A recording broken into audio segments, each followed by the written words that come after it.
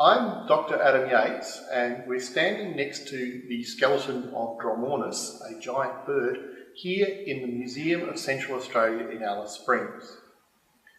Dromornis was found at a place near Alice Springs called Alcuta, and this records a fantastic fauna that lived about 8 million years ago when the centre of Australia began to dry out. Basically when Australia started to become the wide brown land that we are so familiar with and is wonderfully represented at the Alice Springs Desert Park.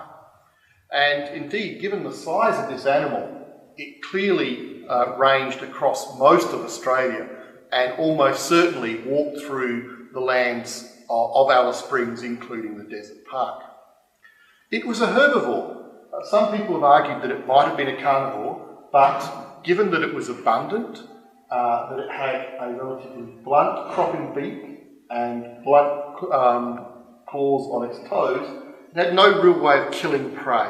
So the fact that it was very common at the site indicates that it lived in abundance, and it was almost certainly a browser, living a camel-like existence, feeding on the taller trees that were remaining in the habitat. Although the habitat there was starting to dry out, we were getting the appearance of open shrubland. It wasn't entirely like that. There were still trees, and certainly enough trees to keep a giant bird like this alive. The size of this pelvic canal indicates this bird would have laid enormous eggs. We've never found an egg, but we can project that would have been larger than even an elephant bird egg. Also, it probably left some pretty large parcels around on the ancient 8 million year old landscape. It was probably very important for fertilising the shrublands and the trees.